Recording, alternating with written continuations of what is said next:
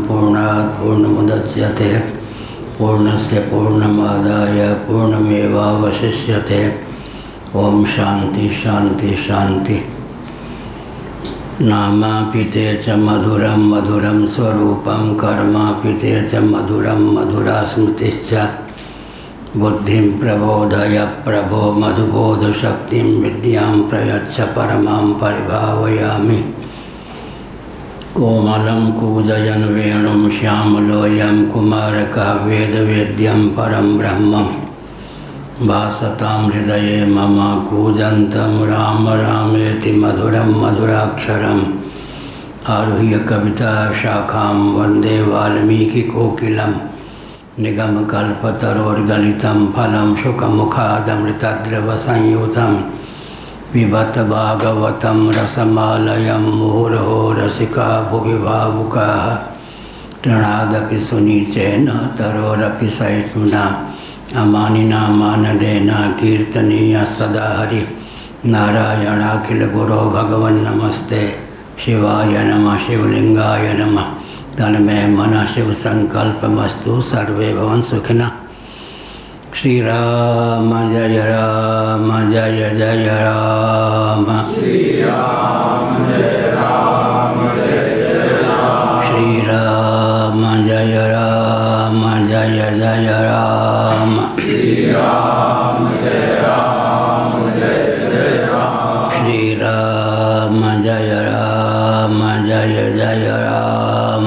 श्री राम जय राम जय जय राम। धर्म की अधर्म का प्राणियों में विश्व का गौ माता की गो हत्या भारत सर्वभूत हृदय धर्म सम्राट श्री स्वामी करपात्री जी महाराज की, श्री जगन्नाथ महाप्रभु की, श्री बलभद्र महाप्रभु की, भगवती सुभद्रा देवी की, चक्र सुदर्शन महाभाग की।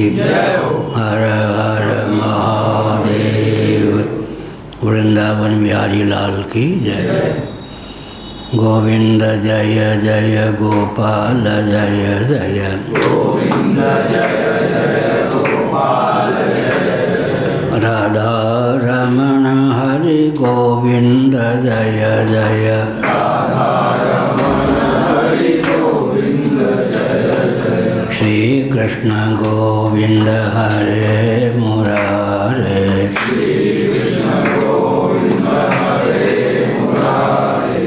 ये नाथ नारायण वासुदेव। हे नाथ नारायण वासुदेव। गोविंद जय जय गोपाल जय जय। गोविंद जय जय गोपाल जय जय। राधा रमण हरि गोविंद जय जय।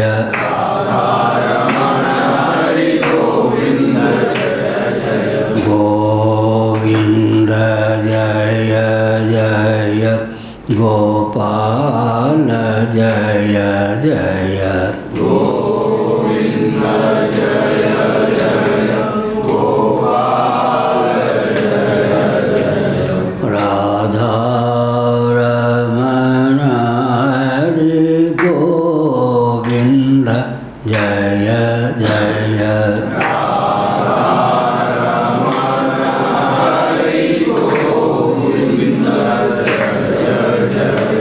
गोविंद जय जय गोपाल जय जय। गोविंद जय जय गोपाल जय जय। राधा रमण हरि गोविंद जय जय।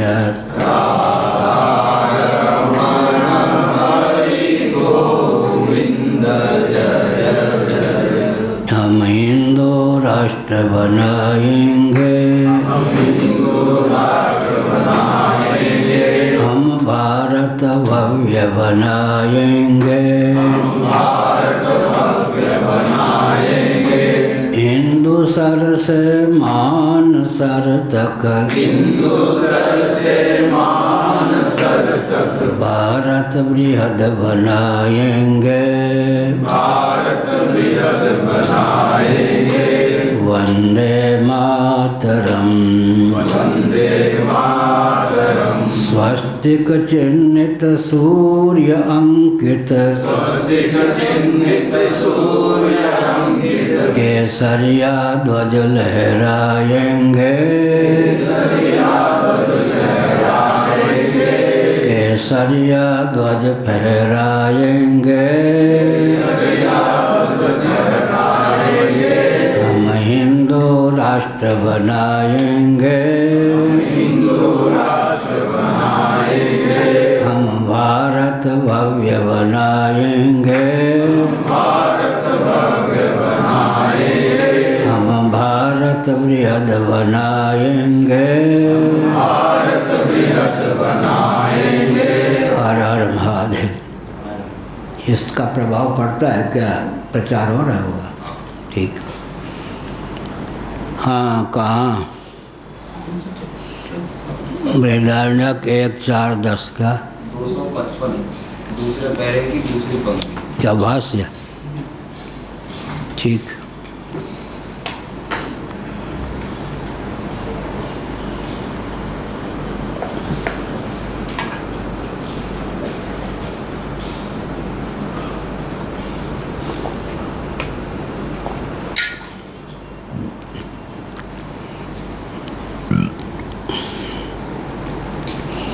केचिद् ब्रह्मभावी पुरुषो ब्राह्मण इति व्याचक्षते।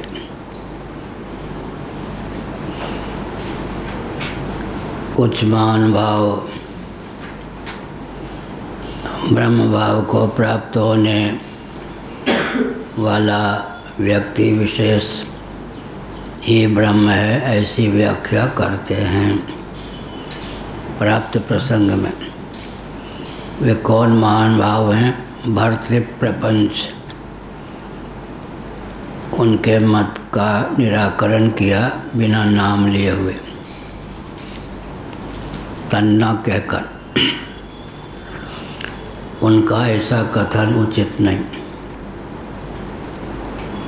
सर्वभावापत्ति अनित्यत्व दोषात्।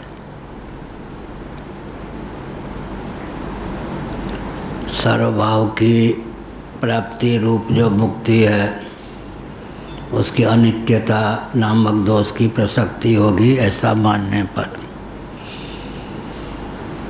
भगवान शंकराचार्य महाभाग पहले अपने भाव को सूत्र शैली में व्यक्त करते हैं, फिर उसका विवरण या उसकी वृत्ति सूत्र वाक्यों के माध्यम से कर देते हैं।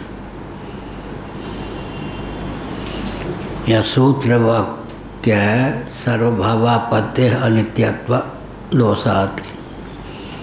उसी का स्पष्टीकरण है, उसी की वृत्ति है, उसी का किंचित विवरण है। नहीं सोचते लोके परमार्थ तो यो निमित्तवशात् भावांतर मापद्यते नित्यस्य इति।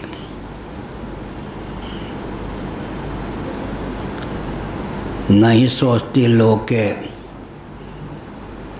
लोक और शास्त्र में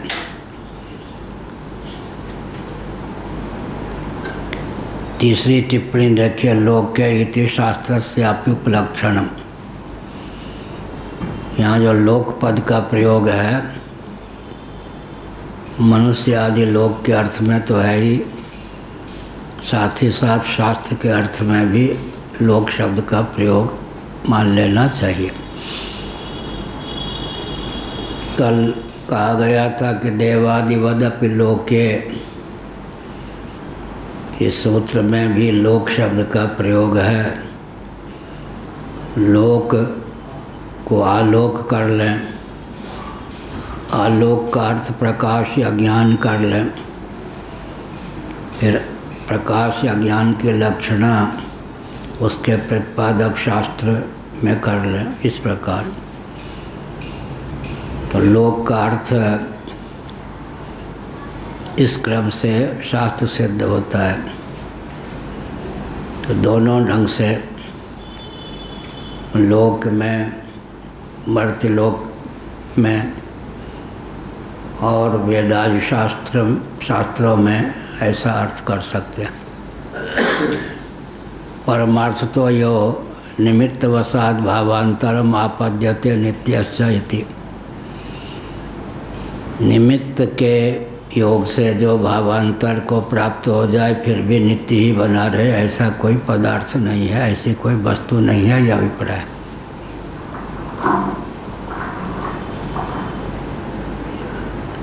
किसी निमित्त से, जैसे दूध जो है अम्ल के निमित्त से दही का रूप धारण कर लेता है तो दूध की अनित्यता सिद्ध होती ही है। ऐसे ही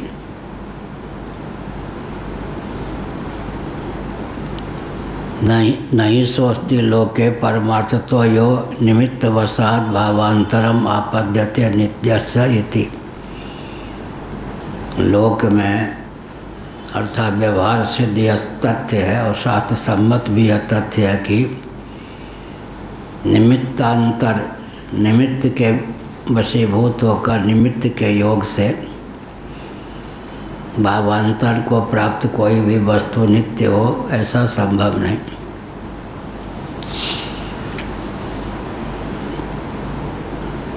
इसी को फिर प्रकृति में चरितार्थ करते हैं, घटाते हैं। तथा ब्रह्म विज्ञान निमित्त कृता चेत सर्वभावापत्ति नित्या चेत विरुद्धम तद्वत् अगर सर्वभावापत्ति भी ब्रह्म ज्ञान रूप कारण से समुत्पन्न हो तो उसकी नित्यता संभव नहीं, युक्ति विरुद्ध ही सिद्ध होगी।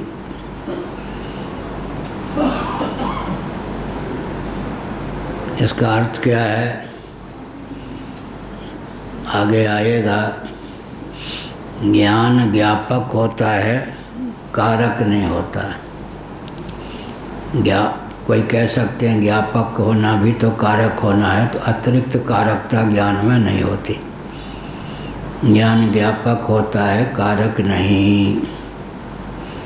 जो वस्तु जैसी है उसको उसी रूप में लगा देना ज्ञान का स्वभाव है। ज्ञान मात्र से कोई वस्तु परिवर्तित हो जाए ऐसा नहीं। घट को घट जानना, पट को पट जानना, मठ को मठ जानना, यह सब।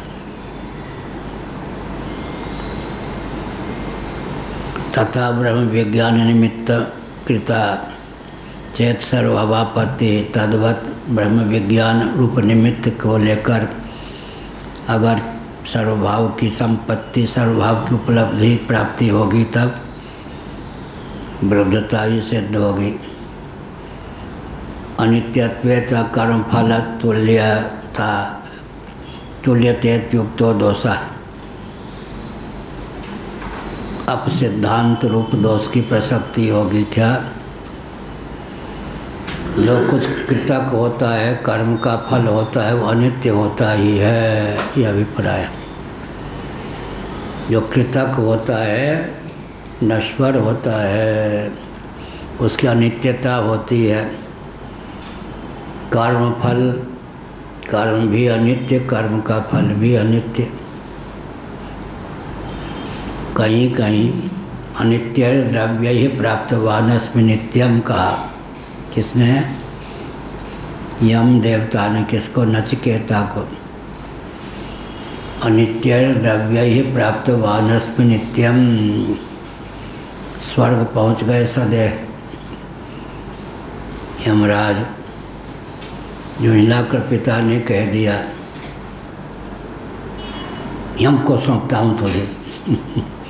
बुढ़ी गाय आदि को दान कर रहे थे तो बेटा ने टिप्पणी कर दी। बाप ने कह दिया आप पिताजी मुझे कहाँ सौंपेंगे? किसको? पुत्र ने कहा पिता ने यमराज को। पिता ने भले ही झुंझलाकर क्रोध में कहा हो, पिता की वाणी असत्य न हो, इसलिए अपने योग बल से यमराज के पास चले गए। यमराज किसी काम काज से बाहर गए थे।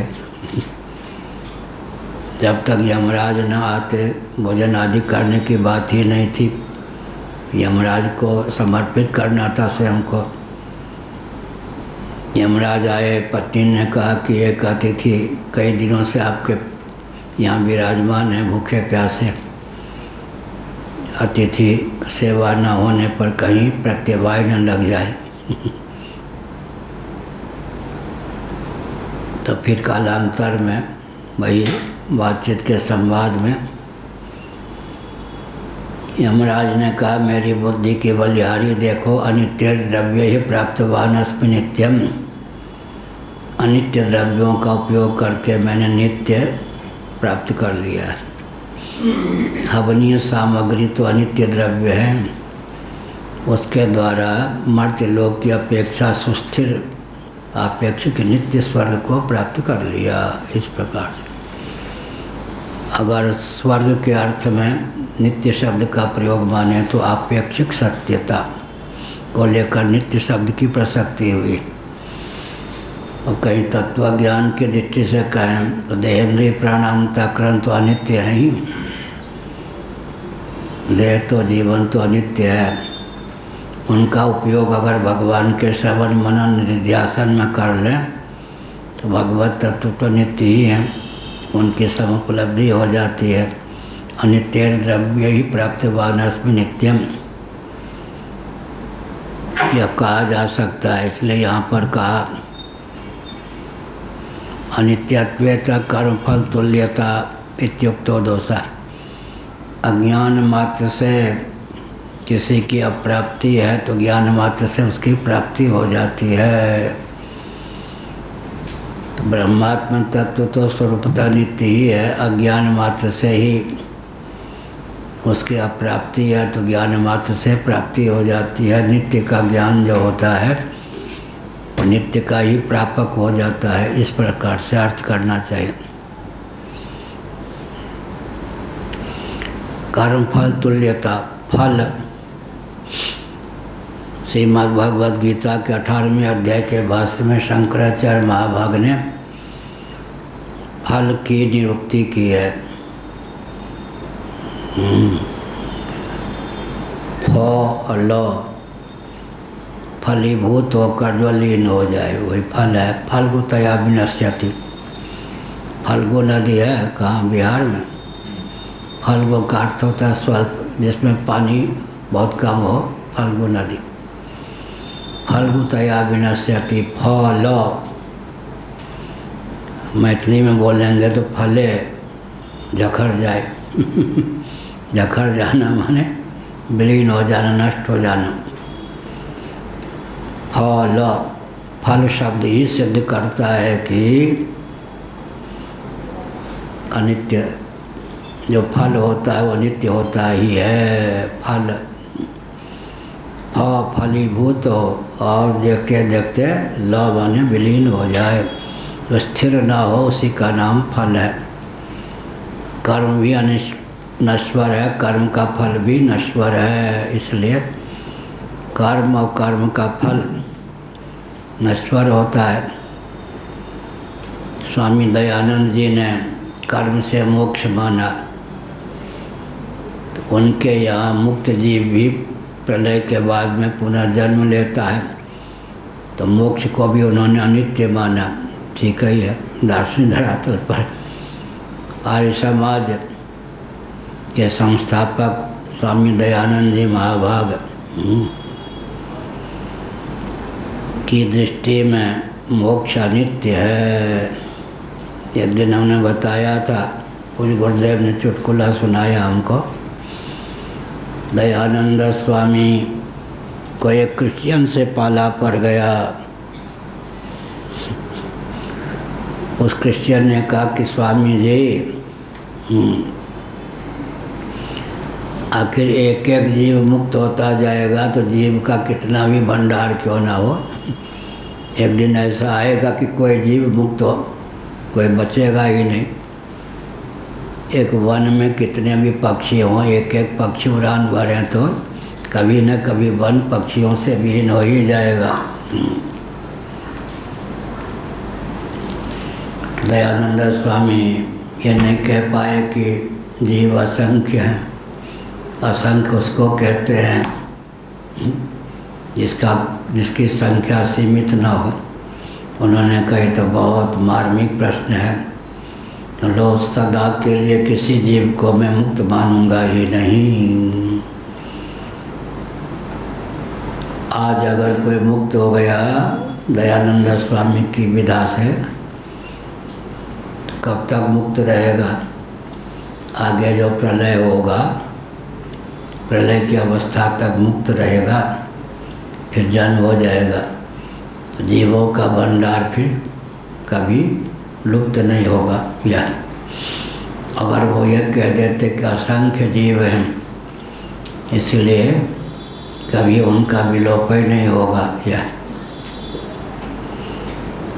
एक जीव अनेक जीव का रूप धारण कर ही लेता है। क्या उदाहरण है? स्वप्न। स्वप्न में स्वप्न साक्षी हम आप एक होते या नहीं?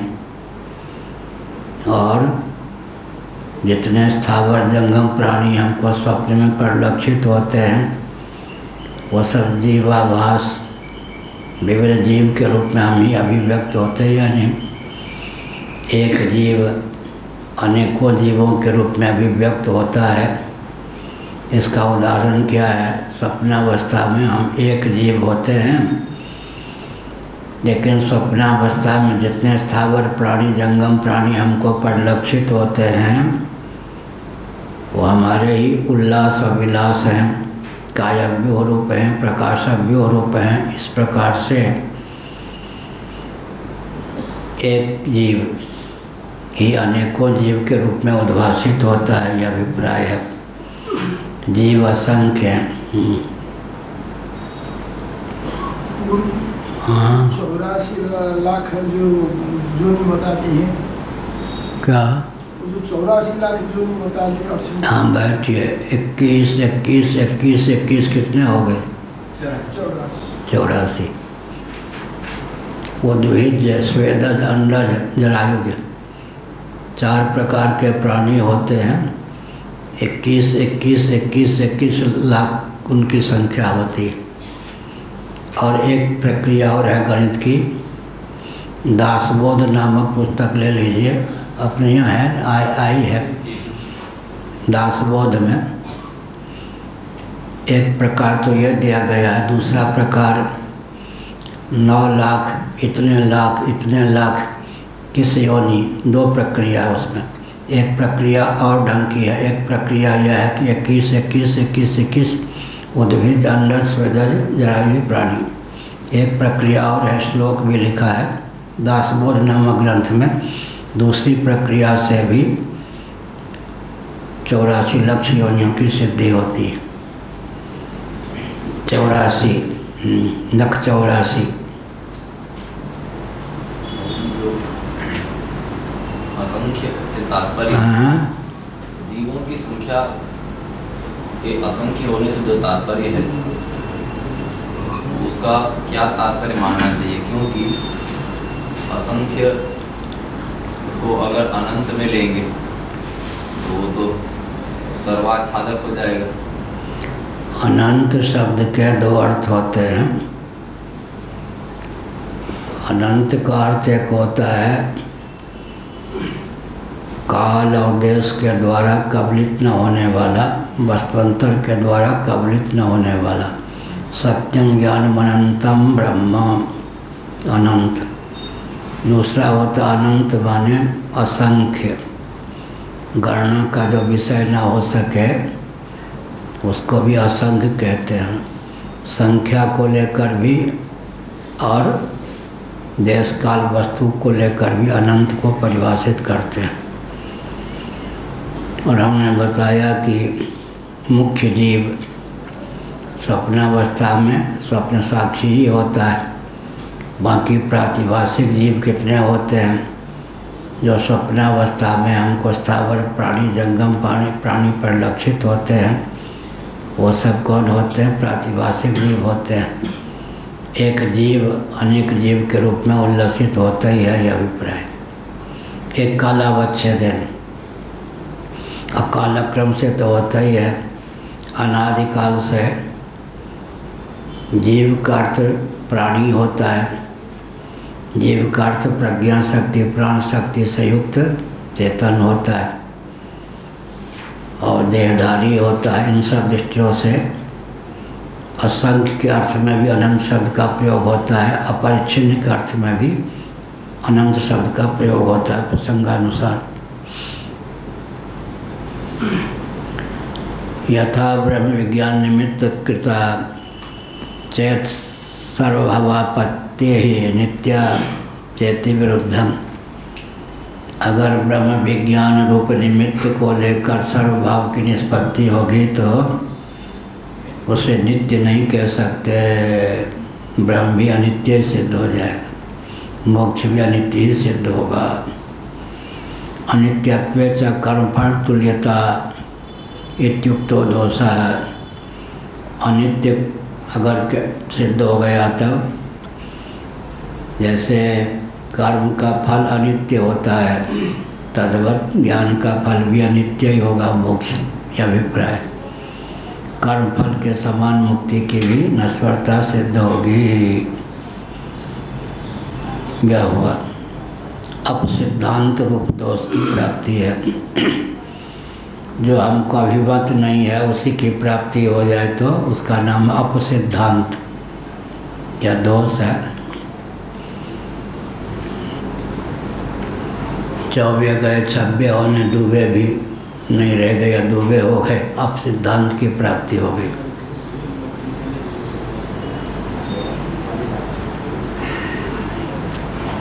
अविद्याकृता सर्वत्व निवृत्तिम चेत सर्वभावापत्तिम ब्रह्म विद्या फलम मन्य से ब्रह्म भावी पुरुष कल्पना व्यर्था स्यात्। यह हुआ कदाचित ऐसा मानते हो कि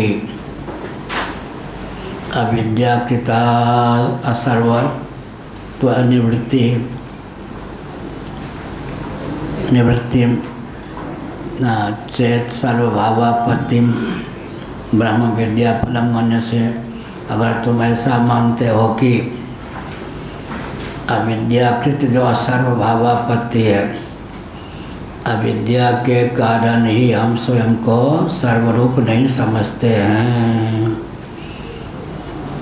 तो विद्या मात्र से फिर अज्ञान का अपनोदन हो जाने पर सर्वरूपता की सिद्धि हो जाती है। अज्ञान से ही जिसकी असिद्धि है, ज्ञान मात्र से उसकी सिद्धि हो जाती है। इतने अंशों में ज्ञान कारक न होकर भी कारक बन जाता है। माने ज्ञापक, वस्तु स्थिति का ज्ञापक, तभी उसको प्रमा कहेंगे, नहीं तो यथार्थ विज्ञान होगा ही नहीं। अब विभ्रम होगा, विपर्यय होगा, ज्ञान होगा। ब्रह्म विद्या फलम मन्य से सर्वभावी पुरुष कल्पना व्यर्था स्यात्। अगर अज्ञान मात्र से असर्वत्व की भावना है तो ज्ञान मात्र से सर्वभाव की सिद्धि हो जाएगी। तत्र को मोह का शोक एकत्व मन पश्यता।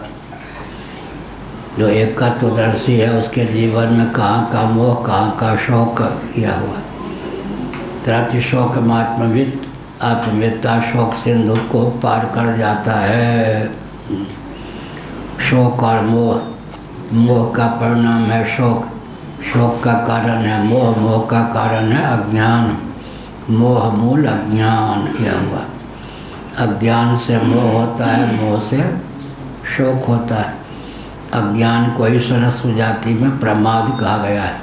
प्रमादो वही मृत्यु, उपनिषद का वचन भी है। कश्मीरी शैव भी इस बात को मानते हैं, प्रमादो वही मृत्यु। स्पंद तत्व है कश्मीरी शैवों के यहाँ एक ग्रंथ। स्वामी अखंडानंद जी महाराज उसको बहुत पसंद करते थे। उनकी एक पुस्तक भी स्पंद तत्व।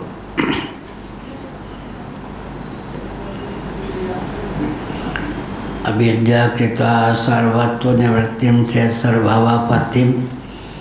अविद्या के कारण ही अपनी असर्वत्व असर्वता का भान होता है। वस्तुतः सर्वरूपी आत्म तत्व है। सर्वम खलिदम ब्रह्म आत्मैवेदम सर्वम अहमेवेदम सर्वम। अहम, आत्मा और ब्रह्म तीनों को लेकर कहा गया कि सर्वरूप हैं। इसके लिए अहम, आत्मा और ब्रह्म एकत्व का बोधक हो गया। जो अहम है वही आत्मा, वही ब्रह्म है। जो ब्रह्म है वही आत्मा है, वही वास्तविक अहमर्थ है। तो ब्रह्म विद्या का फल है अज्ञान के कारण ही अपनी असर्वरूपता समझते हैं। तत्र को मोह का शोक एकत्व मन पश्यता। यह उमा जय रामचरण रथ विगत काम मद क्रोध निज प्रभु में देखें जगत के कासन करें विरोध। यह भी है। सबको आत्मस्वरूप ही समझेंगे तो राग द्वेष मोह काम क्रोध ये सब मनोविकार सर्वथा निर्मूल हो जाएंगे या नहीं। कल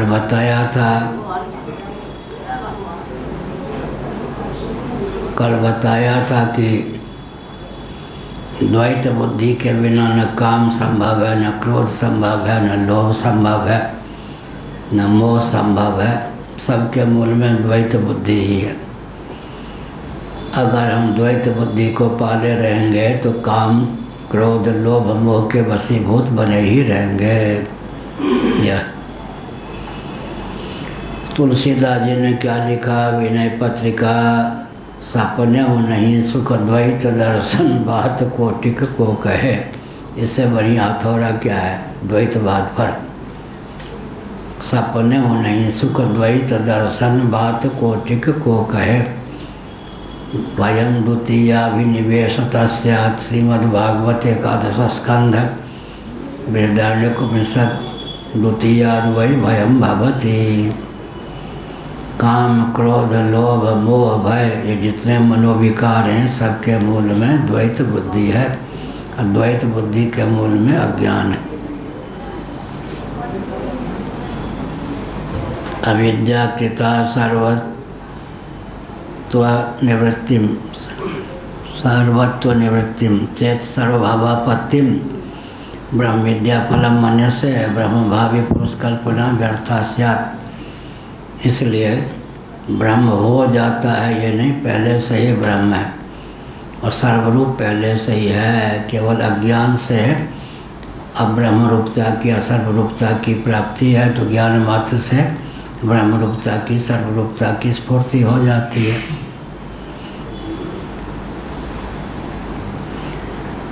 प्राग ब्रह्म विज्ञानादपि सर्वो जंतुर्ब्रह्मत्वा नित्यमेव। ब्रह्म विज्ञान की संपुलब्धि के पूर्व भी जितने जंतु हैं प्राणी हैं ब्रह्म ही हैं, इसलिए नित्य ही हैं।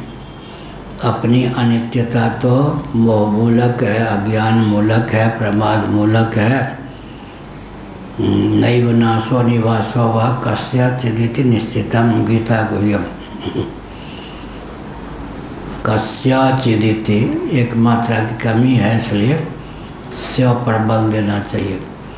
प्रज्ञावादान निराकृत्या गीता गुह्यम प्रगृह्यताम नैव नाशो निवासो वा कस्याचिदिति निश्चितम।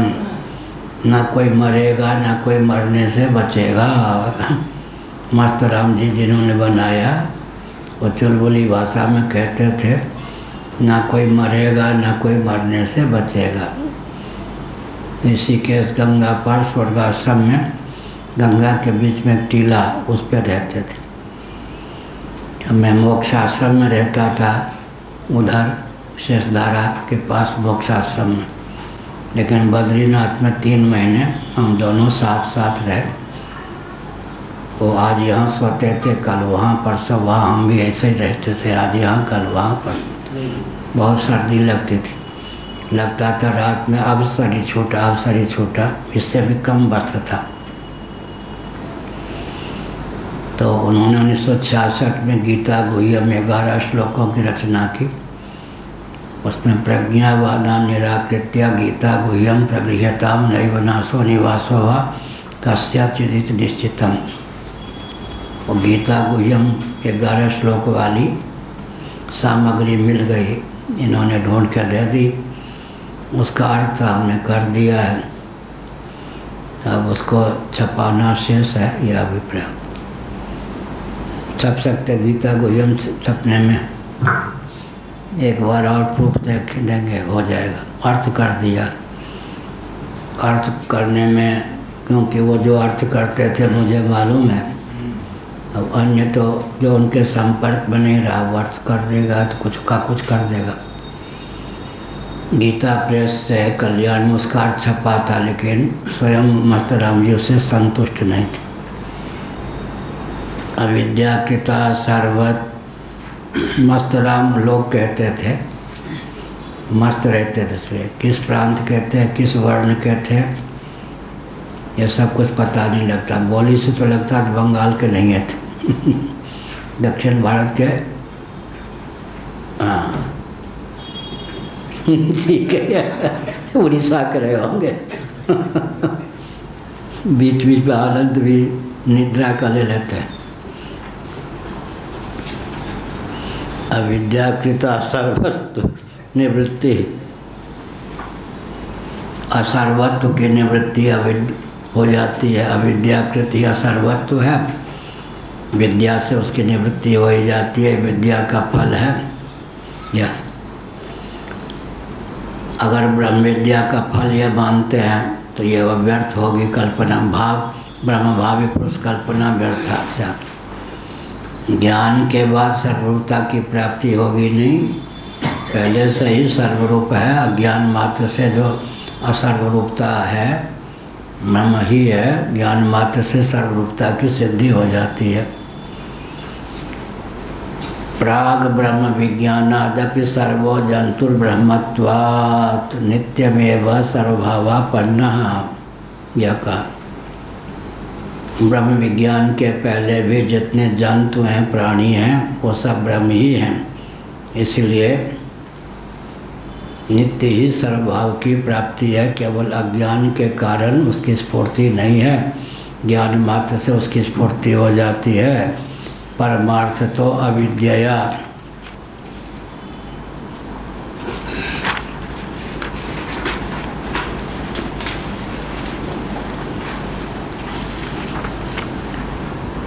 परमार्थ तो अविद्या,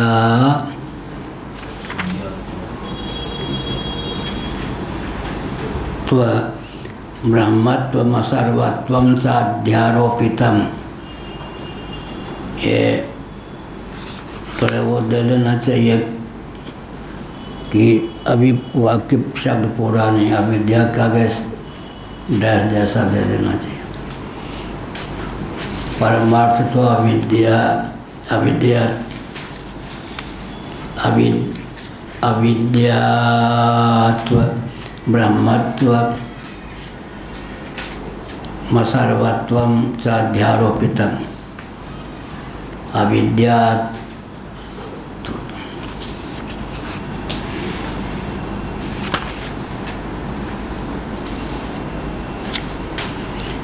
अविद्या त्वा आकी मात्रा में है या नहीं है? नहीं है। अविद्यात्व ब्रह्मत्व असर्वत्व में तो एक मात्रा छूट गई है, नहीं तो ब्रह्मत्व नहीं, अब्रह्मत्व होना चाहिए। अब्रह्मत्व असर्वत्व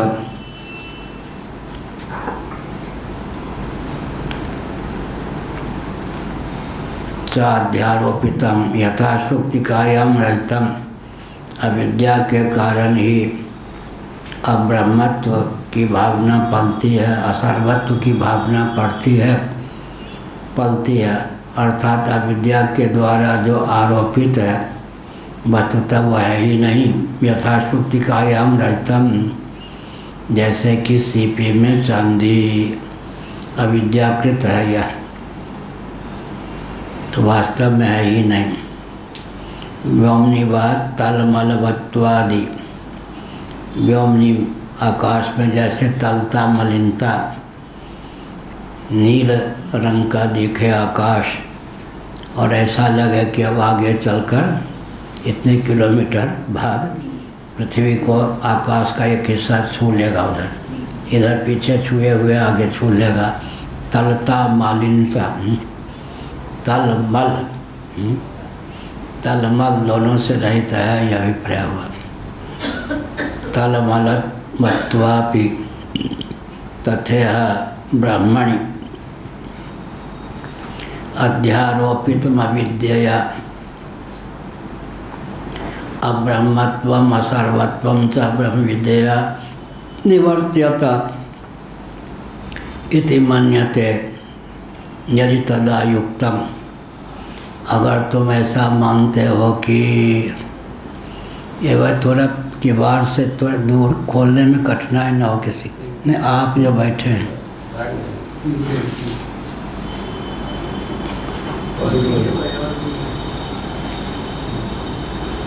नारायण,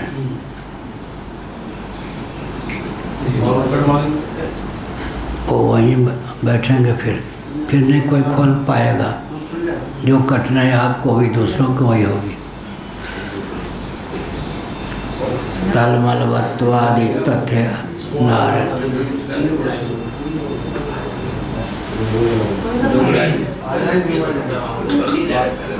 ये भाई पाठ है, तंग मत करिए आप लोग। बोलिए नहीं, शांत रहिए, मौन रहकर बस करते जाइए।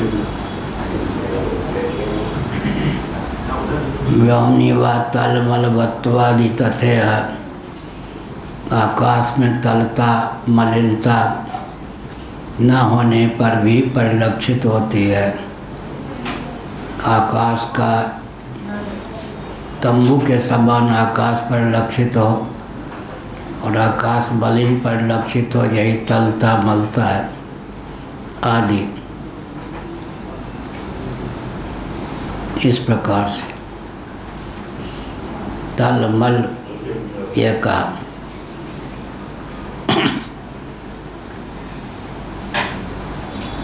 तल का अर्थ क्या हुआ? इंद्र नील कटाह कल्पता। तल शब्द का अर्थ है इंद्र नील कटाह कल्पना। कटाह कोई ऐसा पात्र जिसमें हलवादी बनाते हैं, इंद्र नील के समान ऐसा उस पात्र को यूँ रख दे तो इसी प्रकार इंद्र नील कटाह कल्पना। इंद्र नील के समान कटाह, कराह जिसको बोल कराही, कटाह को कराह कराही। ये तल का अर्थ किया है टिप्पणी कारण। अमल नील वर्ण का दिखता है आकाश, तलता भी हो गई मलिनता भी हो गई। नील रंग के तंबू ऐसे, अब मलिन भी। तथेह ब्रह्मणि अध्यारोपितम अविद्यया अब्रह्मत्वम असर्वत्वम च ब्रह्म विद्या निवर्त्यत इति मन्यसे। उसी प्रकार ब्रह्म में आरोपित अध्यारोपित जो अविद्याकृत अब्रह्मत्व असर्वत्व है, ब्रह्म विद्या के द्वारा उसका निवारण हो जाता है। अगर ऐसा मानते हो तो अच्छी बात है। यदि तदा युक्तम यत् परमार्थतः आसीत परम ब्रह्म, ब्रह्म शब्द से मुख्यार्थ भूतम ब्रह्म वा इदमग्र आसीत इत्यस्मिन् वाक्य उच्यत इति वक्तुम। तब तो फिर ऐसा ही मानना चाहिए कि परमार्थता ब्रह्म शब्द का मुख्य अर्थ पर ब्रह्म ही है।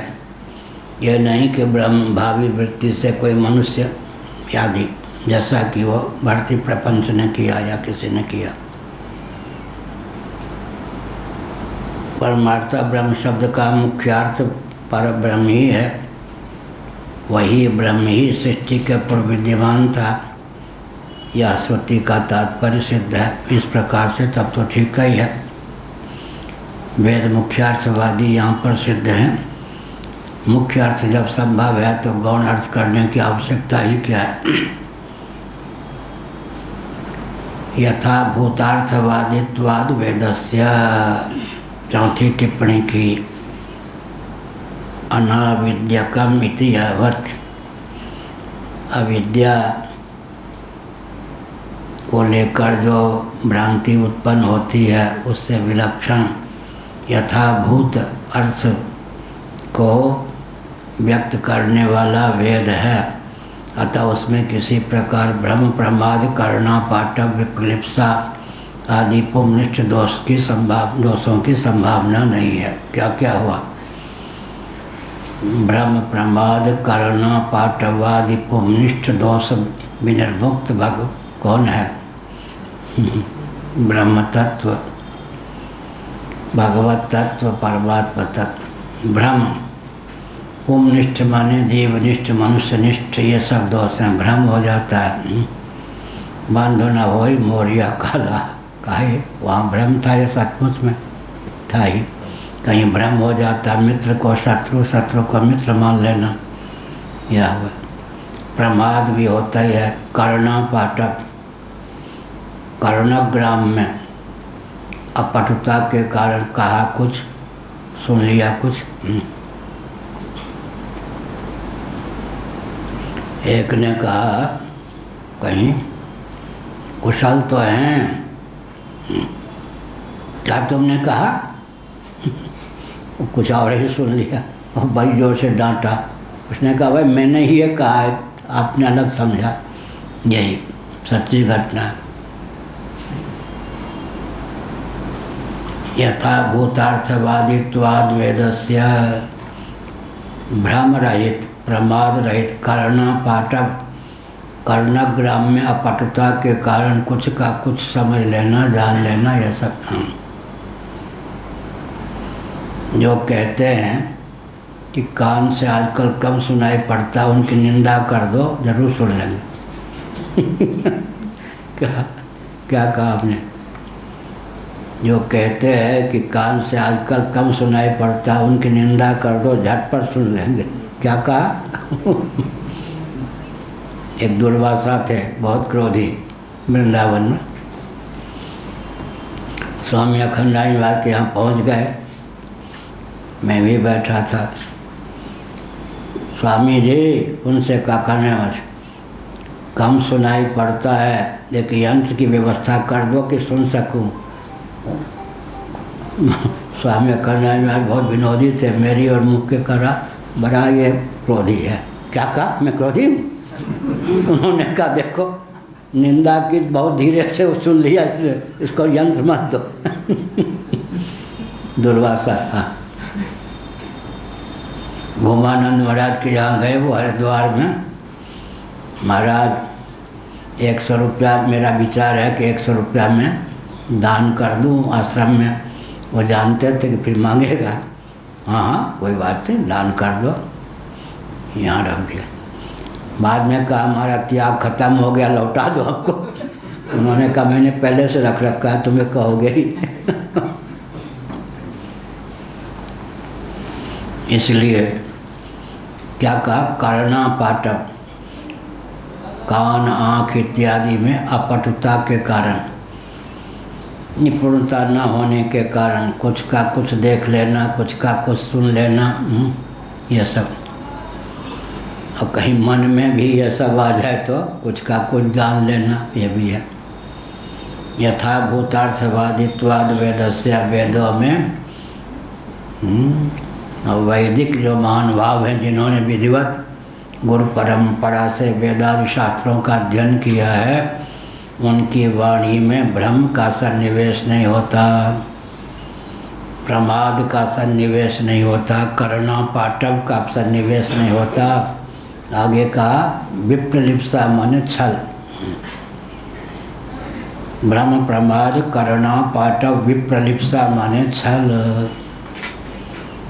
पूज्य गुरुदेव कहते थे हम लोग वेदों को अपौरुषेय मानते हैं, नैयायिक ईश्वर विरचित मानते हैं। ईश्वर तो सर्वज्ञ हैं, सर्वशक्ति संपन्न हैं। उनके द्वारा वेदों को रचा हुआ मानेंगे तो वेद में कोई क्या ब्रह्म इत्यादि का सन्निवेश नहीं होगा। तो ईश्वर कर्तिक वेद को मानने में क्या आपत्ति है? जीव कर्तिक न माने, ईश्वर कर्तिक क्यों नहीं मानते? तो उसका उत्तर क्या है? ठीक है, ब्रह्म प्रमाद करुणा पाटव तो नहीं, विप्रलिप्सा की संभावना ईश्वर में भी है। छल कर टार्योता सुव्रत प्रभु सूर्य का रजकीन।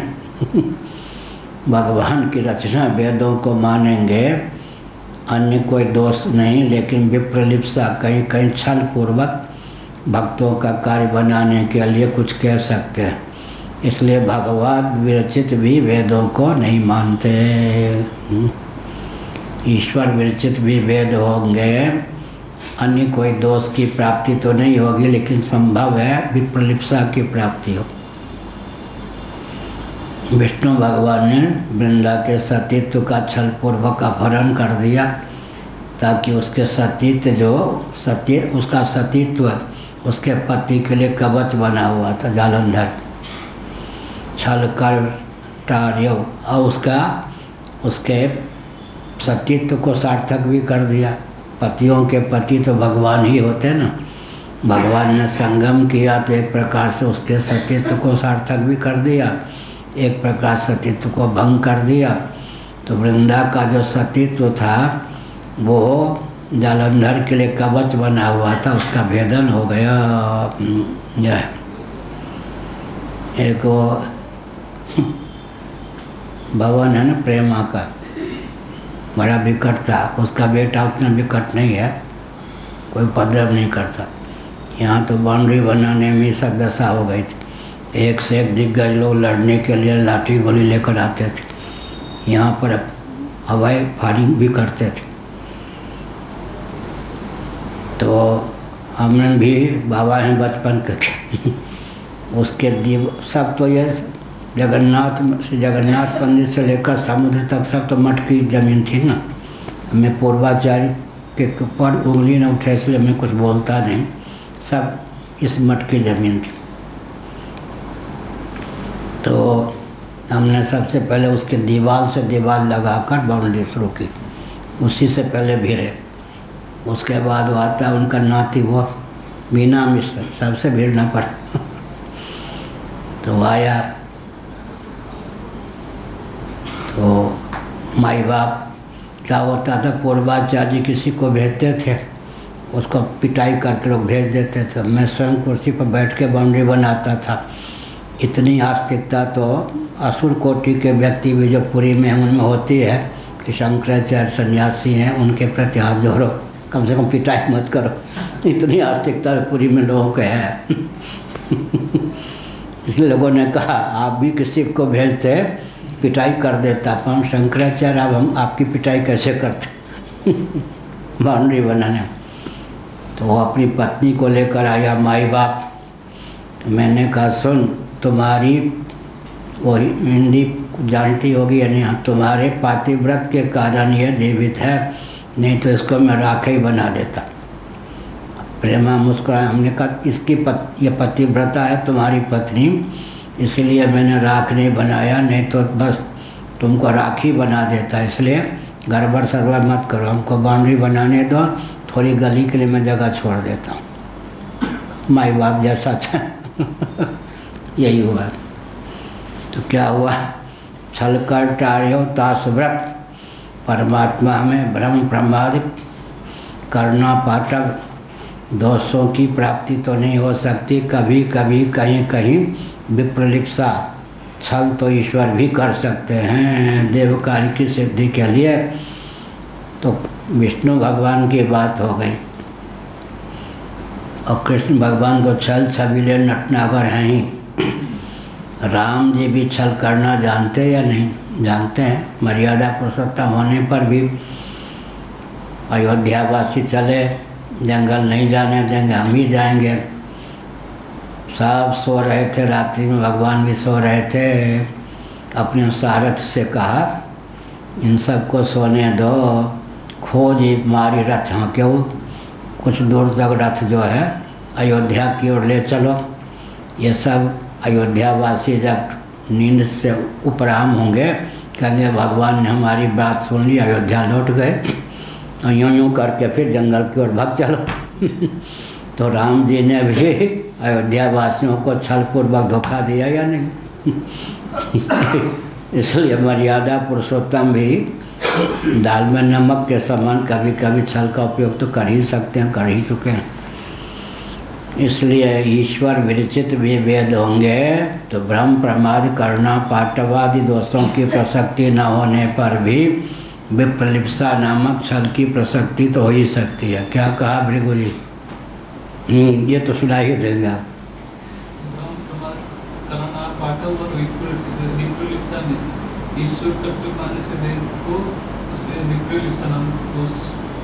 तो किन के द्वारा विरचित है वेद? अपौर से। पुरुष माने जीव और ईश्वर, अपौर से माने न जीव विरचित न ईश्वर विरचित। तो फिर वेद कैसा है? विरचित ना हो और ग्रंथ भी हो तो क्या कहना? सच्चिदानंद स्वरूप सर्वेश्वर के सृष्टि विषयक विज्ञान में अनादि अभंग अनपूर्वी घटित शब्द राशि का नाम वेद है। यह वाक्य बनाया गुरुओं की कृपा से। क्या कहा? सच्चिदानंद स्वरूप सर्वेश्वर के सृष्टि विषयक विज्ञान में अनादि अभंग अनपूर्वी घटित शब्द राशि का नाम वेद है। लिख के बताओ चैतन्य जी। बता देंगे। पुनः क्या? सच्चिदानंद स्वरूप सर्वेश्वर के सृष्टि आदि विषयक ज्ञान में अभंग अनपूर्वी घटित शब्द राशि का नाम वेद। हाँ, अभंग अनपूर्वी बैठ दो शब्दों का प्रयोग क्यों किया? अभंग और अनपूर्वी घटित। ज्ञान तो पुराण आदि में भी अभंग ही होते, अनपूर्वी नहीं। अनपूर्व बने गणानान्त्वा गणपति भंग हवा महे। अक्षर और शब्द का जो क्रम है अनपूर्व ही, वो भी नहीं बदलता वेदों में। पुराण में ज्ञान तो वही रहता है, लेकिन कल्प भेद से अनपूर्वी में परिवर्तन हो जाता है। तो क्या हुआ? निश्वसित मत्स्य वेदा भामतीकार वाचस्पत मिश्र जी ने कहा। और बृहदारण्यक आदि के अनुसार भगवान के निश्वास कल्प वेद हैं। तुलसीदास ने लिखा जाकी साज श्वास सुचारी। भगवान के जो ये ऋगादि वेद हैं सहजश्वास के समान। सहजश्वास का अर्थ क्या हुआ? जब कोई स्वस्थ व्यक्ति सांस लेता है तो बुद्धि प्रयत्न की आवश्यकता नहीं होती। इसी प्रकार भगवान के सहजश्वास स्वरूप वेद हैं। यह हुआ। और वेद कितने हैं? ऋक् यजुः साम अथर्व। एक एक शब्द में चित्रण करें तो मित अमित स्वर और सम्मिलित। क्या? चार वेदों को एक एक शब्द में उद्भाषित कर दें तो क्या अर्थ होगा? मित अमित स्वर और सम्मिलित। किसने लिखा? शंकराचार्य। मित पोयम, वर्ष, काव्य, छंदोबद्ध। छंदोबद्ध जो वेद हैं उनका नाम ऋक् है। गद्यात्मक जो वेद हैं उनका नाम यजु है। स्वर गान प्रधान जो वेद है उनका नाम साम है। तीनों का सम्मिलित स्वरूप जो वेद है उसी का नाम अथर्व है। अध्वर्यो ऋत्विक उद्गाता होता, ये सब कर्म भेद से वेदों के भेद हो जाते हैं। कहाँ से बोल रहे? शीतोपनिषद। लेकिन मित अमित स्वर और सम्मिलित ये चार शब्द कहाँ से लिया? भगवान शंकराचार्य के भाष्य से। उनका नाम क्यों लिया? उनका नाम नहीं लेते लोग कहते वाह वाह कितने विद्वान, लेकिन शाप लगता है या नहीं? तो जिससे जो ज्ञान मिले उनका नाम लेने पर कृतज्ञता पलती है, कृतज्ञता नहीं पलती। मित अमित स्वर और सम्मिलित। कहिए भृगु जी। मित कौन हो गए? यार अमित, अमित शाह। अमित कौन हो गए? हाँ, और स्वर और सम्मिलित अतर, तीनों वेदों का समुदाय सम्मिलित, मित अमित स्वर और सम्मिलित 4 शब्दों में चारों वेदों का परिचय हो गया।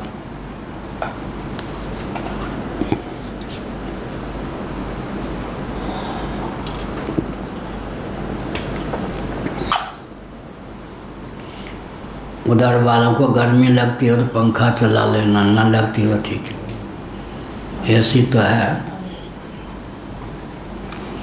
हाँ, कहाँ था? कौन भाष्य की? कौन से पेड़? 256।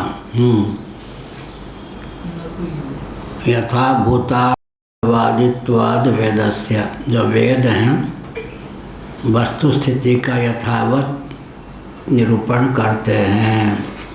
वेदों में भ्रम प्रमाद करुणा पाटव विप्रलिप्सा आदि जीवनिष्ठ दोष किंचित भी नहीं होते।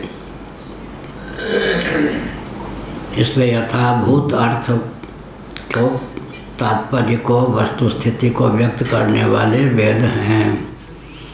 न तुयम कल्पना युक्ता ब्रह्म शब्दार्थ विपरीतो ब्रह्म भावी पुरुषो ब्रह्मेत्युच्यता इति। यह कल्पना उचित नहीं है कि ब्रह्म शब्द का अर्थ, ब्रह्म शब्दार्थ विपरीतो ब्रह्म भावी पुरुष, उसके विपरीत जो ब्रह्म भावी पुरुष है वही ब्रह्म कहा गया है। भविष्यत गति से जो ब्रह्म होगा उसको यहाँ ब्रह्म कहा गया है। साक्षात ब्रह्म के लिए ही ब्रह्म शब्द का प्रयोग हुआ है। भविष्यत गति से भी कोई ब्रह्म हो सकता है क्या? सदैव स्वम यदम अग्र आसीत एकमेवा द्वितीयम। या भविष्यत गति से अभी तो कुछ और हैं, हम तो इस समय भूत हैं, कालांतर में भगवान हो जाएंगे। क्या इस समय तो भूत ही हैं भाई, आगे चलकर इस समय तो हम प्रेत हैं, आगे चलकर परमात्मा हो जाएंगे। इस समय हम भूत हैं, आगे चलकर भगवान हो जाएंगे, ऐसा तो है।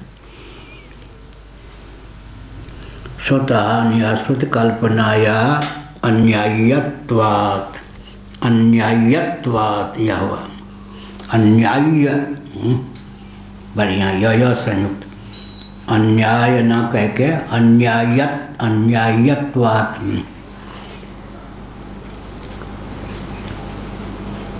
सुखम अक्षयम अश्नुते है ना, आप कह देंगे सुखम अक्षयम अश्नुते है, तो यहाँ पर बहुत बढ़िया अन्यायत्वात् न कह के अन्याय्यत्वात् यो संयुक्त किया। श्रुत की हानि, अश्रुत की कल्पना अन्याय है, अपराध है, उचित नहीं है, अनुचित है। जो प्रसंग प्राप्त है, श्रुत है, उसको तो ताक पे रख दें, उसकी हानि कर दें। जो कहा ही नहीं गया उसकी कल्पना करें तो उचित नहीं है। यह प्राप्त की उपेक्षा कर दे, जो अप्राप्त है उसकी कल्पना कर लें तो यह भी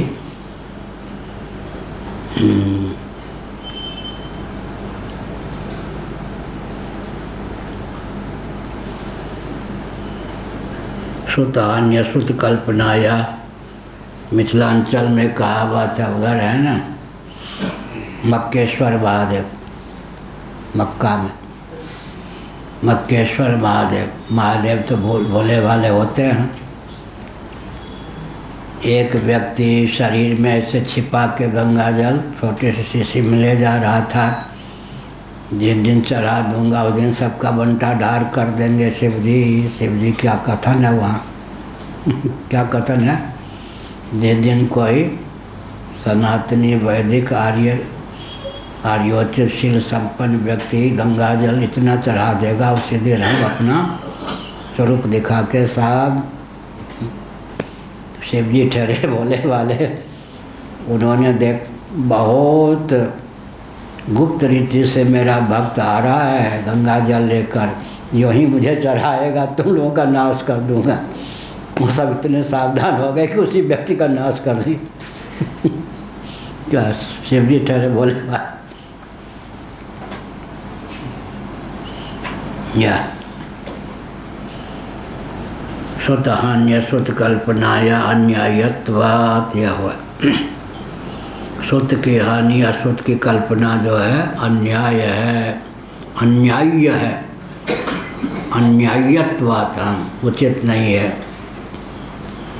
जो श्रुत है उसकी तो उपेक्षा कर दें, जो अश्रुत है उसकी कल्पना करें। महत्तरे प्रयोजनान्तरे सत्य विद्याकृत व्यतिरेकेण ब्रह्मत्वम सर्वत्वम स विद्यते एवेति चेत् न। अपूर्व पक्ष हुआ।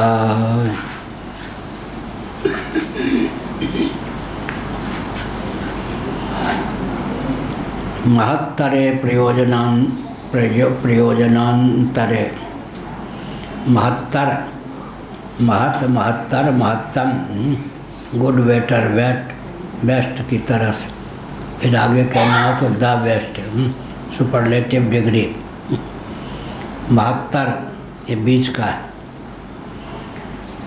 कोई विशेष महत्तर का कोई विशेष किसी दूसरे महान प्रयोजन के बिना भी यदि अनाविद्यक अब्रह्मत्व असर्वत्व की कल्पना करोगे तो अनर्थ की ही प्राप्ति होगी, उचित नहीं है। अनाविद्यक अब्रह्मत्व असर्वत्व अर्थात ब्रह्म में अब्रह्मत्व, ब्रह्म के अब्रह्मत्व की असर्वत्व की कल्पना नहीं। ब्रह्म तो ब्रह्म ही है और सर्वरूप ही है, लेकिन अविद्या के कारण ही ब्रह्म हमको ब्रह्म नहीं परिलक्षित होता और सर्वरूप नहीं परिलक्षित होता। अज्ञान के कारण ही जो मान्यता प्राप्त है, ज्ञान मात्र से उस मान्यता का अपनोदन सुनिश्चित है। कोई विकृति संस्कृति की अपेक्षा नहीं, अज्ञान मात्र से जो अप्राप्त है, अनधिगत है, ज्ञान मात्र से उसकी प्राप्ति हो जाती है, अधिगति हो जाती है। महत्तरे प्रयोजनान्तरे सत्य अविद्या असत्य अविद्याकृत व्यतिरेकेण अब्रह्मत्वम सर्वत्वम स विद्यते एवेति चेन्न। या 5वीं टिप्पणी की अनाविद्यकमिति यावत् अनाविद्यक यह हुआ। महान प्रयोजन के बिना भी अनाविद्यक अब्रह्मत्व सर्वत्व है तो तुम्हारा कथन सर्वथा उचित नहीं। कारण क्या है? तस्य ब्रह्म विद्या अपोहानुपपत्तेः। पहले कहा ब्रह्म विद्या के द्वारा उसका नोदन हो जाता है, अपोहन हो जाता है। यह हुआ ब्रह्म ज्ञान द्वारा निवृत्ति हो जाती है, लेकिन वह संभव होगा ज्ञान मात्र से उसी की निवृत्ति होती है जो पहले से ही निवृत्त है। अज्ञान के कारण ही जो प्रवृत्त है ज्ञान मात्र से उसकी निवृत्ति हो ही जाती है, नहीं अन्यथा नहीं।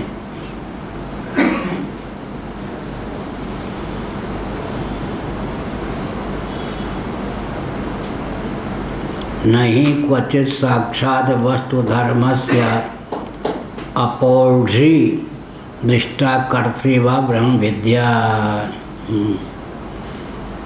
बहुत बढ़िया। ब्रह्म विद्या के द्वारा आरोप के बिना साक्षात किसी परमार्थ वस्तु या पदार्थ के धर्मों का लोप या प्रादुर्भाव हो, ऐसा संभव नहीं, दृष्टिगोचर नहीं। यह हुआ दृष्टि की असिद्धि इस प्रकार हो जाएगी। अविद्यास्तु सर्वत्रैव निवर्तिका दृश्यते। कहाँ हुआ? नहीं क्वचित क्या ये धर्मस्यापोढ़ी जो लिखा है, हाँ, अपोहन, अपोहन, अपोहन नहीं देखा जाता। आरोप के बिना उसका पुनोदन निवारण नहीं हो सकता। आरोप के बिना साक्षात ही किसी परमार्थभूत पदार्थ के धर्मों का लोप या प्रादुर्भाव नहीं हो सकता। न लोप होगा न प्रादुर्भाव होगा, ऐसा नहीं देखा जाता है। न तो पारमार्थिकम वस्तु कर्तुं निवर्तयितुं व अर्हति ब्रह्म विद्या। यह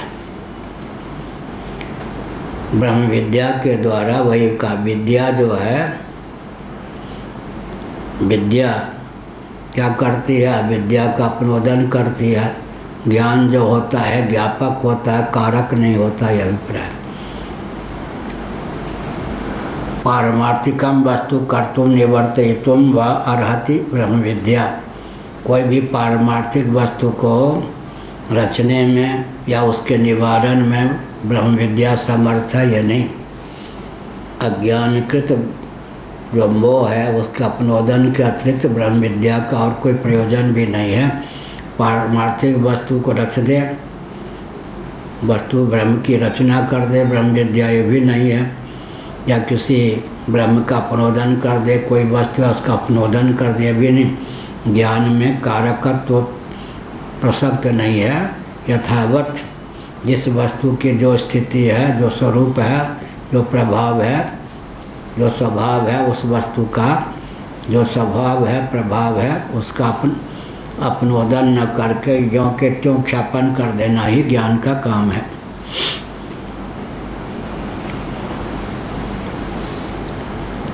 तस्माद् व्यर्थैव श्रुतहानि अश्रुत कल्पना। चेतावता हो गया, व्यर्थ ही है जो श्रुत है उसकी हानि कर दो। अश्रुत की कल्पना, जो प्रकरण चल रहा है उसको तो न मानो, और जो है ही नहीं अश्रुत की कल्पना कर दो, श्रुत की हानि कर दो, उचित नहीं है। अनर्गल प्रलाप है, व्यर्थ है यह।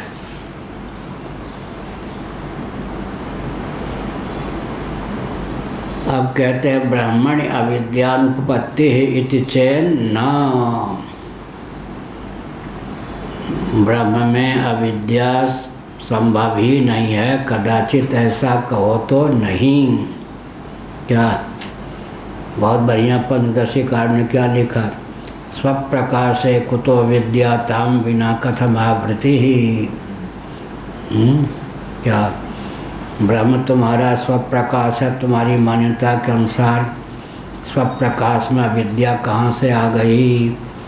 न रहे बाँस न बने बाँसुरी, न बने बाँसुरी न बजे बाँसुरी। अविद्याकृत आवरण है। आवरण के कौन भेद हैं? दो, असत्वापादक आवरण, अभानापादक आवरण।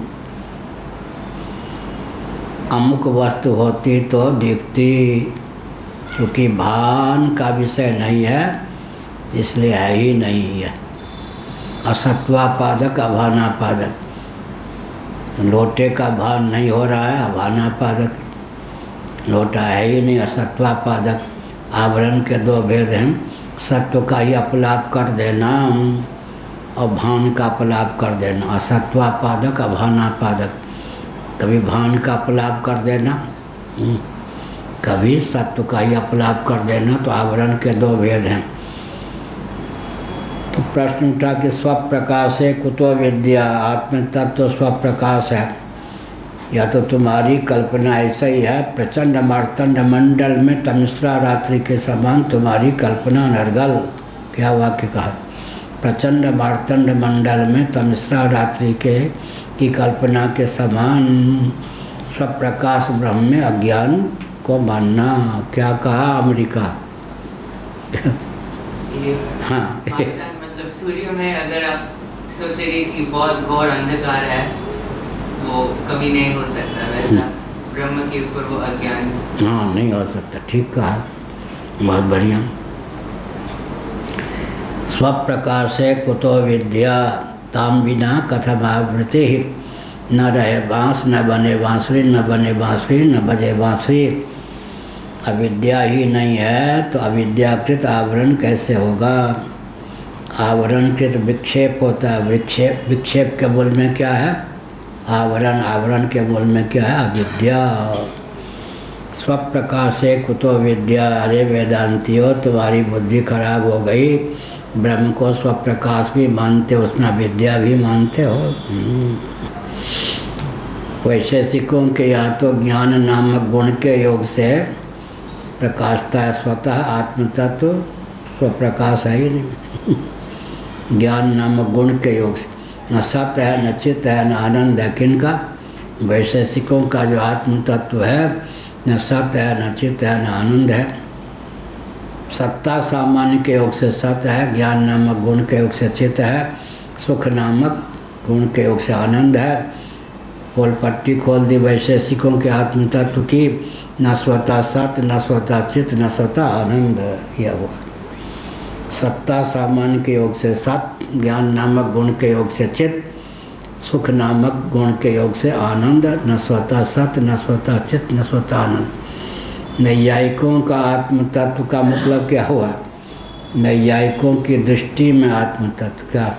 वस्तु तो जैसी है वैसी है, दृष्टि को लेकर फिर तरह तरह, एक ही वस्तु को लेकर तरह तरह की मान्यताएं हैं।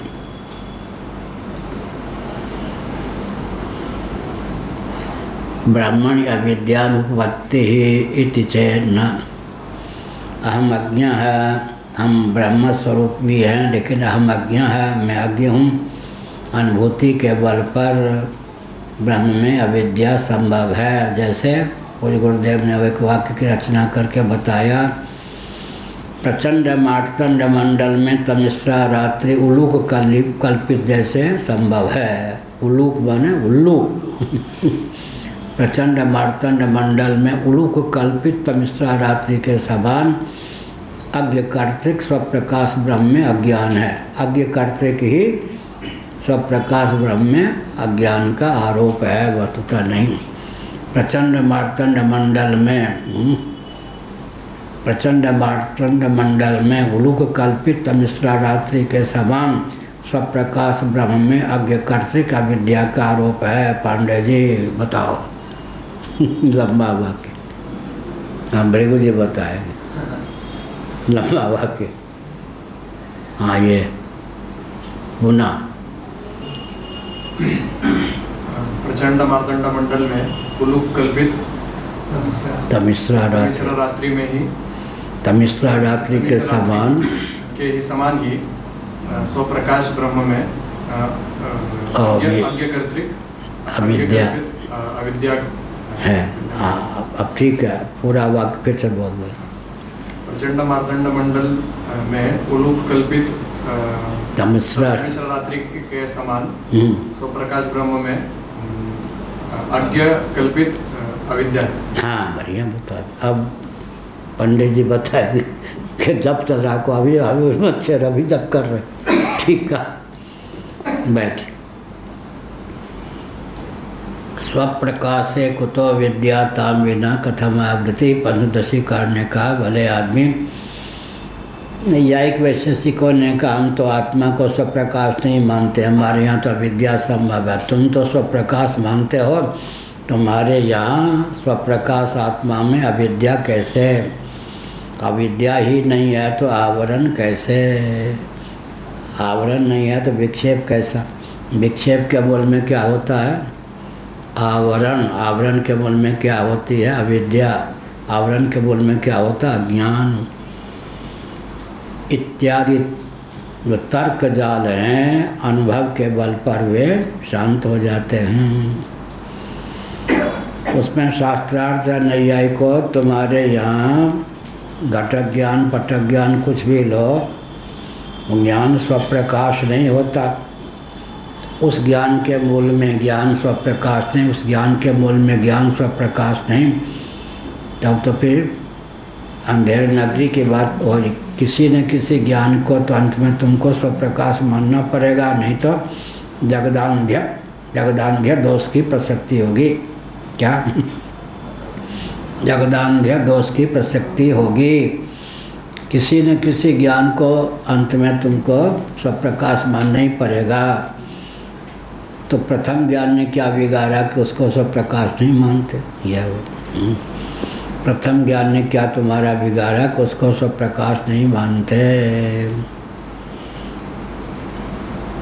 किसी न किसी ज्ञान को तो अंत में स्वप्रकाश मानना ही पड़ेगा, तो प्रथम ज्ञान को ही स्वप्रकाश मानने में क्या आपत्ति है। स्वप्रकाशे कुतो विद्या ताम बिना कथमावृत्ति। प्रचंड मार्तंड मंडल में उलूक कल्पित मिश्रा रात्रि के समान आरोपित है अज्ञान। किसमें? स्वप्रकाश में। स्वतः सिद्ध नहीं है, आरोपित है। अज्ञ कर्ते की आरोप भी है, विद्वत कर्ते का आरोप नहीं है। ब्राह्मण अविद्यानुपत्ति इति चेन्न। ब्रह्म में अविद्या की उत्पत्ति है, अगर ऐसा कहो तो नहीं। अगर अनुभव है तो उसका अपनोदन नहीं कर सकते, उसकी संगत लगानी पड़ती है। क्या हमको चांदी दिखाई पड़ती है तो वो चांदी पारमार्थ व्यावहारिकी की है, प्रातिभाषिकी है, कैसी है, इस पर विचार करेंगे। चांदी दिख है ही नहीं, है नहीं कह सकते। चांदी अगर दिख गई तो हटस्थ रजत वास्तविक चांदी है या प्रातिभाषिक है, इस पर विचार करेंगे। चांदी है ही नहीं, है नहीं कह सकते। दिख गई तो उसकी संगत लगाइए, सत्य है या निर्वचनीय है, अलग। इसी प्रकार से जब अनुभव हो रहा है अहम अज्ञा, मैं अज्ञ हूँ, तो अज्ञान तो सिद्ध ही हुआ। अब इसकी संगत लगाइए, कहाँ से आया, कैसे आया, सदा अनादिकाल से प्राप्त है, भंग होगा या नहीं। अज्ञान का अस्तित्व तो अपलाप का विषय नहीं होगा, वो तो मानना ही पड़ेगा। ब्राह्मण अविद्यानुपत्ति इति चेतना। अगर कहो कि ब्रह्म में अविद्या युक्ति संगत नहीं है, अनुपन्न है, तो यह नहीं। ब्राह्मण विद्या विधानात्, यह क्या? ब्रह्म में विद्या का विधान होने के कारण,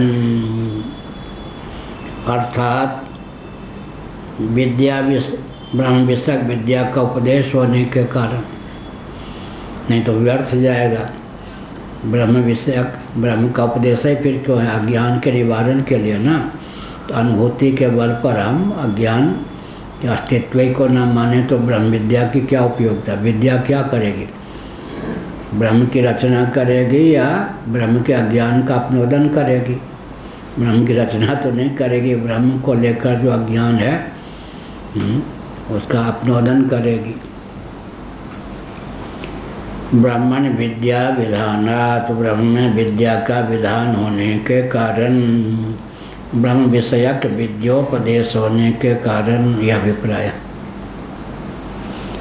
नहीं सुक्तिकायाम रजताध्यारोपणे सति आरोपणे सति सुक्तिका तो ज्ञाप्यते चक्षुर्गोचरापन्नायाम इयम सुक्तिका न रजतम इति। यह कहा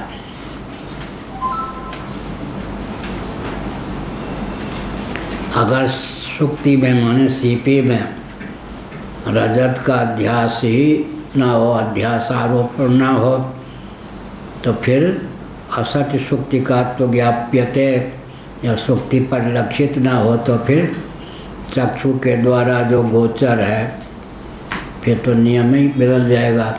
इसलिए सुक्ति का न रजतम इति, यह सुक्ति का है, न कि रजत अपनोदन होगा। अर्थात अगर रजत चांदी का दर्शन हो ही गया तो चांदी किस कोटि की सामग्री है? चांदी का मौलिक स्वरूप है क्या? है कौन? परिलक्षित किस रूप में? कुछ लोग कहते हैं हट्टस्थ जो रजत है, दुकान में रखा है वे जो चांदी है, उस देश में यहाँ आके दिखाई पड़े। इतने अंशों में भ्रम है, वास्तव में चांदी कहीं ना कहीं है ही, ये सब भी कहते हैं। हट्टस्थ रजत बाजार का रजत या घर गृहस्थ रजत गृह में रखी हुई जो चांदी है वो सीपी में यहाँ आकर देश को लेकर विभ्रम है, वास्तव में वो भी वास्तविक ही है चांदी। कुछ लोग ऐसा भी कहते, ऐसा नहीं सुक्तिकायाम रजताध्यारोपणे असति सुक्तिकात्व ज्ञाप्यते चक्षुर्गोचरापन्नायाम इयम सुक्तिका न रजतम इति। चक्षु के द्वारा जो दृष्टिगोचर चांदी है वह वास्तव में नहीं, इसका तो मौलिक रूप सुक्तिका ही है, न कि रजत या का।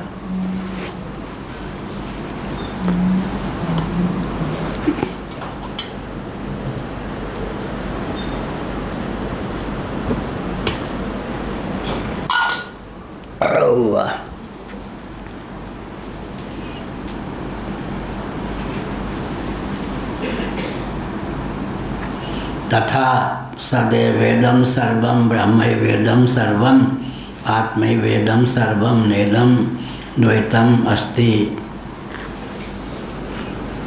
अस्त्यब्रह्मेति ब्रह्मण्येकत्व विज्ञानं न विधातव्यं ब्रह्मण्य अविद्या अध्यारोपणायाम असत्याम। यह इस पर कहा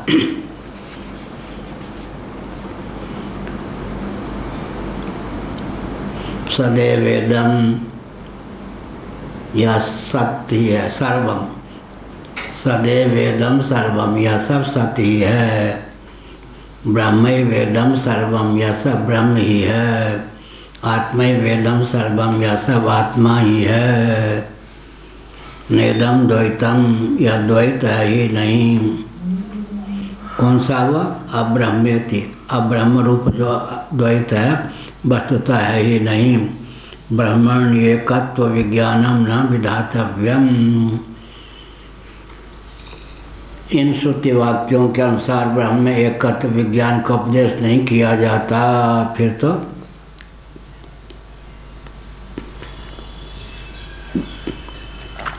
ब्रह्मण अविद्याध्यारोपणायाम असत्याम। अगर ब्रह्म में अविद्या के द्वारा अध्यारोपित बवाल न हो, अध्यास इत्यादि न हो तो इस प्रकार के उपदेश की व्यर्थता ही सिद्ध होगी। न ब्रह्म सुक्तिकायाम इव ब्रह्मण्य अतद्धर्माध्यारोपणा नास्ति।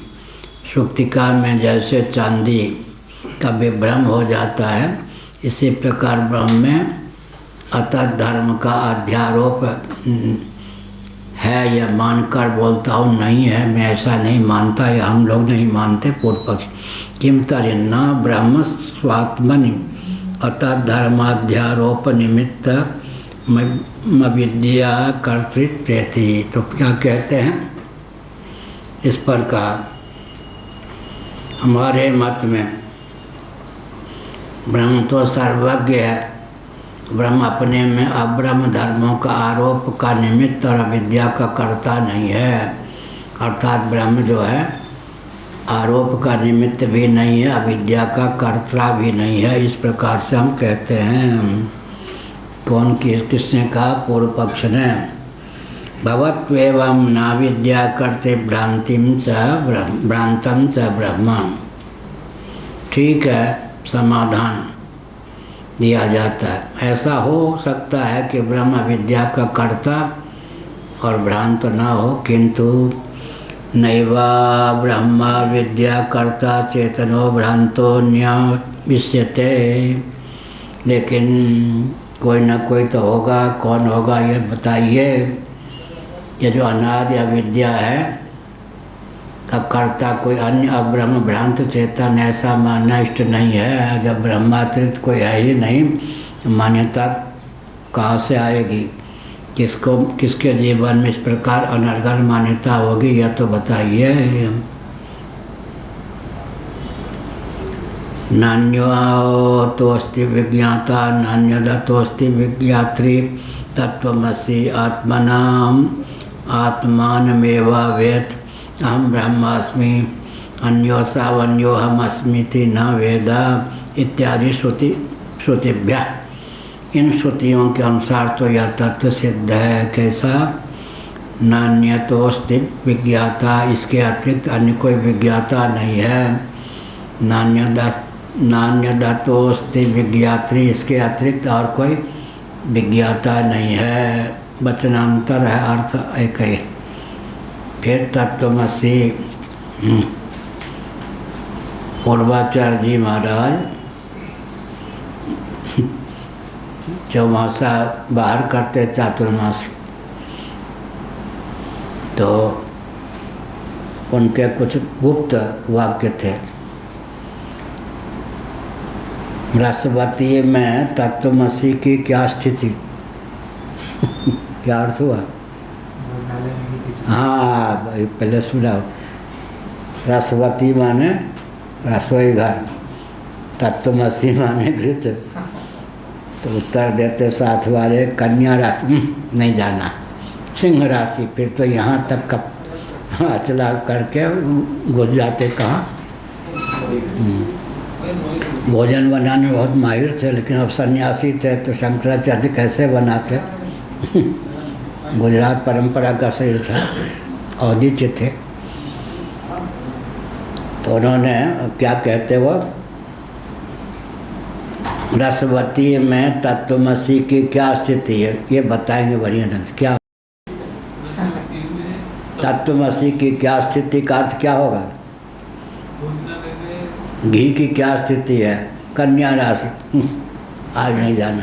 सिंह राशि फिर तो महाराज चौके में घुस ही जाते। फिर वो रसोईया जो रोने लगता, ऐसे नहीं किया जाता, ऐसे हाथ लाया, ऐसे ऐसे ऐसे हलवा ऐसे बनाते हैं, इतना घी डालते। एक दिन सब जल ही गए। इतने टेक्निक बताया कि एक हलवा ही सब जल गए। तो क्या अर्थ हुआ? रसवती में तत्वमसि की क्या स्थिति का अर्थ हुआ? बोलो महाराज की गुप्त भाषा में। अर्थ ये हुआ कि भोजनालय में घी क्या स्थिति, कितना? कहाँ ये? तो कन्या राशि, कन्या राशि हो तो बिल्कुल भी नहीं, और यदि सिंह राशि है तो चलो फिर देखते हैं। हाँ यही कहा, रसवती में तत्वमसि की क्या स्थिति। बढ़िया, बैठ।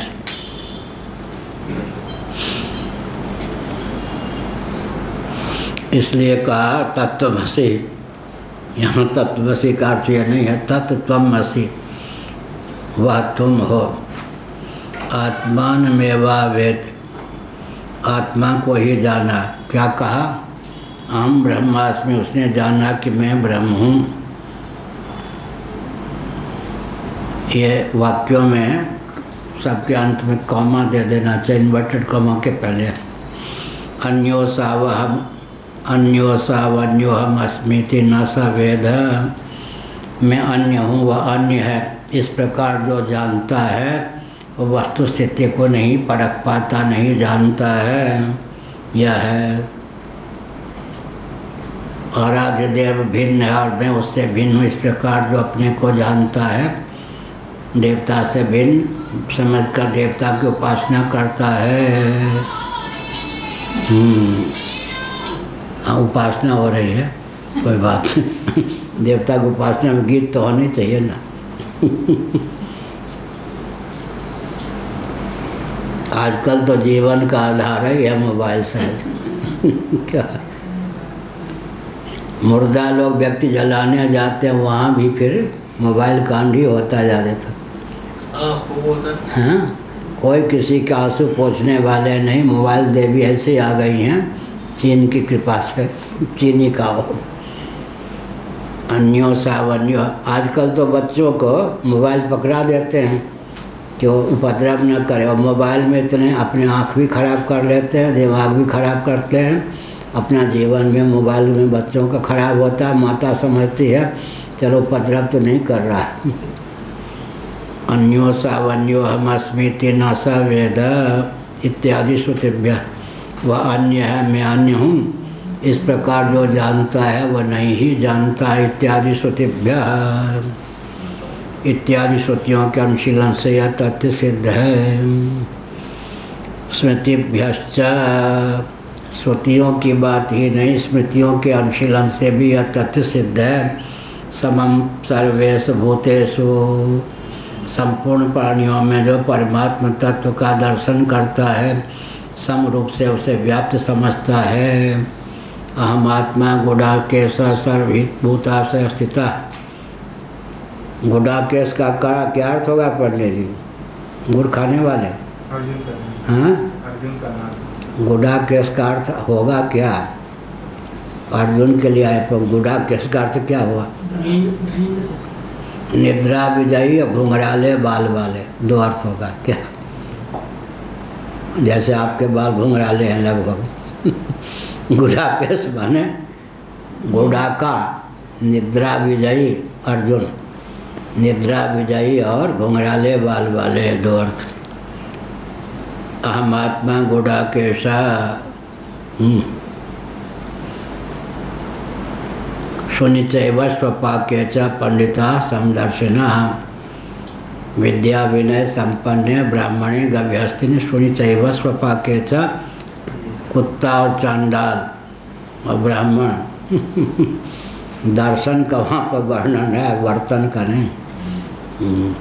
वो भी शंकराचार्य ने लिखा, किस किस घाटी को पार करके ज्ञान होगा, यह हुआ।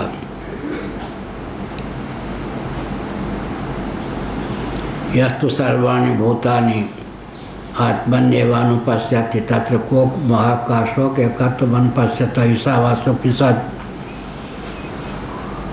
इसके बाद यस्मिन् सर्वाणि भूतानि, यह भी जिसमें सब भूत, भूत माने तत् पृथ्वी जल तेज वायु आकाश और स्थावर जंगम प्राणी। इति च मंत्र वर्णात्। इस प्रकार मंत्रों में यह तथ्य सत्य है, सन्निहित है। 12 बज गया। श्री राम जय राम, जय जय राम। श्री राम जय राम,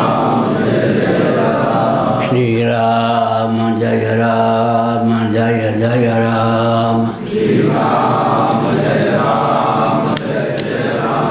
आज के पाठ को लेकर कोई प्रश्न हो पूछ सकते हैं, 2-3 मिनट, 5 मिनट हैं। आज के पाठ को लेकर कोई प्रश्न हो पूछ सकते हैं।